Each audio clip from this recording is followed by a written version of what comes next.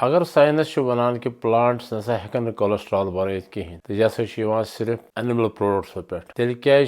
cholesterol कम करने खतर वनान sugar करियो सो कम रिफाइंड कार्बोहाइड्रेट्स करियो कम बूझो यम सात कह शुगर या रिफाइंड कार्बोहाइड्रेट्स खेवान जल्दी डाइजेस्ट पत ग्लूकोज गो जज्ब वोत अंदरमो पे लिवरस मज लिवर पे गसान पत खून जरिए सेलन मज ग्लूकोज चाव तत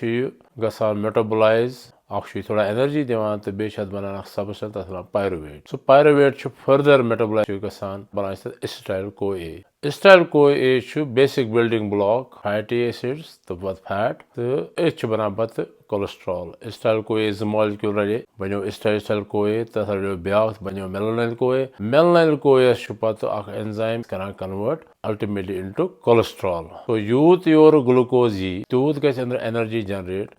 NADPH बन ज्यादा एसिटाइल कोल बन ज्यादा अम सत कोलेस्ट्रॉल प्रोडक्शन ज्यादा बेश अक्सर मन पेशेंट इंसुलिन रेजिस्टेंस तम सम इंसुलिन स्पाइकिंग ज्यादा insulin fat forming hormone insulin excess सत पत अल्टीमेटली फैटी एसिड्स VLDL मज इनकॉर्पोरेट पत VLDL मज फैट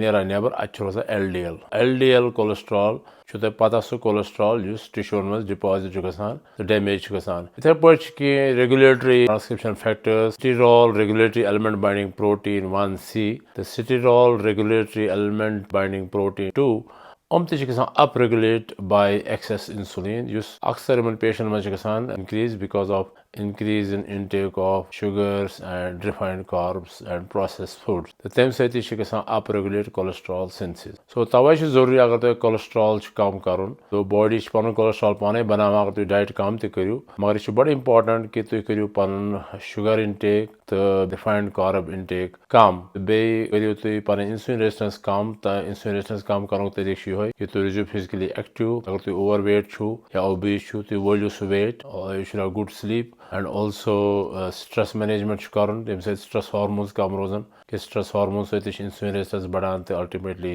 इंसुलिन स्पाइकिंग गसान तो फैट फॉर्मेशन ज्यादा गसान